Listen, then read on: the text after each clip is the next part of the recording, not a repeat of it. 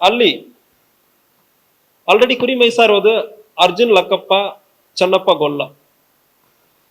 ಈ 3 ಜನ ಮತ್ತು ಫಕೀರಪ್ಪ 4 ಜನ ಸೇರಿ ಅಲ್ಲಿ ಜಮೀನಲ್ಲಿ ಕುಡಿತಾ ಇರ್ತಾರೆ. ಕುಡಿತಾ ಇರೋ ಸಂದರ್ಭದಲ್ಲಿ ಗಲಾಟೆ ಆಗ್ತದೆ. ನೀವು 10,000 ಕೊಟ್ಟಿರೋದು ಕೊಟ್ಟಿಲ್ಲ ಮತ್ತು ಬಂದಿಲ್ಲ, ವಾಪಸ್ ಕೆಲಸ ಹಾಕು ಬಂದಿಲ್ಲ ಅಂದ್ರೆ ಹೇಳಿ ಗಲಾಟೆ ಮಾಡೋ ಸಂದರ್ಭದಲ್ಲಿ ಈ ಫಕೀರಪ್ಪನು ಮತ್ತು ಅವ್ರಿಗೆ ಗಲಾಟೆ ಆಗುತ್ತದೆ. ಕೆಟ್ಟ ಕೆಟ್ಟದಾಗಿ ಬೈತಾರೆ ಮತ್ತು ಅದು ಒಡೆದಾಟಕ್ಕೆ ಶುರು ಆದ್ಮೇಲೆ ಕೊಡ್ಲಿಯನ್ನ ಹಿಂಭಾಗದಿಂದ ಫಸ್ಟ್ ಹೊಡೀತಾರೆ. ಒಂದು ಕಡೆ ತಪ್ಸ್ಕೊಂಡು ಹೋಗೋದಕ್ಕೆ ಅವನು ಪ್ರಯತ್ನ ಮಾಡ್ತಾನೆ. ಫಕೀರಪ್ಪ ಬೇರೆ ಕಡೆ ಬಂದಾದ್ಮೇಲೆ ಮತ್ತು ಬಂದು ಹೊಡೀತಾರೆ ಮತ್ತು ಕಾಲನ್ನು ತಿರುಗಿಸಿ ಟ್ವಿಸ್ಟ್ ಮಾಡ್ತಾರೆ. ಇಂಜುರೀಸ್ ಎಲ್ಲ ಕೂಡ ಫೋರ್ಸ್, ತುಂಬಾ ಸ್ಟ್ರಾಂಗ್ ಫೋರ್ಸ್ ಇರುವ ರಿಬ್ಸ್ ಒಡೆದು ಹೋಗುವ ರೀತಿಯಲ್ಲಿ ಒಂದು ಇಂಜುರೀಸ್ ಆಗಿರುತ್ತದೆ.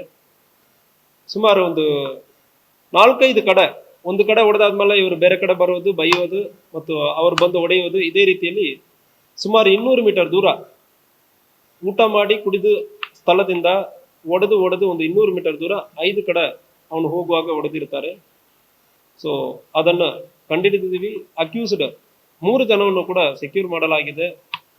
ಈ ಕೇಸಲ್ಲಿ ವಿಚಾರಣೆಯನ್ನ ಕಿತ್ತೂರು ಇನ್ಸ್ಪೆಕ್ಟರ್ ಶಿವಾನಂದ್ ಅವರು ನಡೆಸ್ತಾ ಇದ್ದಾರೆ ಮತ್ತು ಬೈಲೊಂಗಲ್ DSP ಸೂಪರೇಷನ್ ಅಲ್ಲಿ ಈ ಕೇಸನ್ನ ಕಂಪ್ಲೀಟ್ ಆಗಿ ಪತ್ತೆ ಮಾಡಲಾಯಿತು. ಎಲ್ಲ ಅಕ್ಯೂಸ್ಡ್ ಕೂಡ ಸೆಕ್ಯೂರ್ ಮಾಡಲಾಗಿದೆ. ಬೆಳವಾಡಿ ಪಕ್ಕದಲ್ಲಿ, ಬೆಳವಾಡಿ ಗ್ರಾಮದಲ್ಲಿ ಇರ್ತಾರೆ.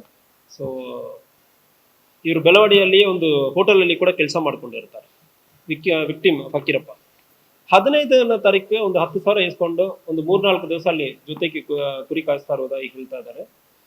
ಅದಾದ್ಮೇಲೆ ಹೆಂಡತಿ ಬಂದು ಬಿಡಿಸ್ಕೊಂಡು ಹೋಗ್ತಾರೆ. ನನ್ನ ಗಂಡನ ಯಾಕೆ ಕುರಿ ಮೇಯಿಸೋದಕ್ಕೆ ಕರೀತಾ ಇದ್ದಾನೆ ಅಂತ ಹೇಳಿಬಿಟ್ಟು. ಅದಾದ್ಮೇಲೆ ಹೋಟೆಲ್ ಅಲ್ಲಿ ಕೆಲಸ ಮಾಡ್ತಾ ಇದ್ದಾನೆ. ಇವನು ಬೇರೆ ಬೇರೆ ಕೆಲಸ ಫಕೀರಪ್ಪ ಬೇರೆ ಬೇರೆ ಕೆಲಸ ಹೋಗೋದು ಕಂಡು ಬಂದಿರ್ತದೆ.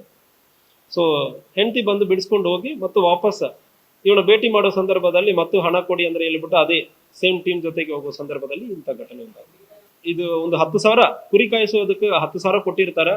ಆ 10,000 ವಾಪಸ್ಸು ಕೊಟ್ಟಿಲ್ಲ, ಕುರಿ ಕಾಯೋದಕ್ಕೂ ಬಂದಿಲ್ಲ ಅಂದ್ರೆ ಹೇಳಿಬಿಟ್ಟು ಕುಡಿದು ಗಲಾಟೆ ಮಾಡ್ಕೊಂಡು ಹೊಡೆದಾಟ ಆಗಿರುತ್ತೆ.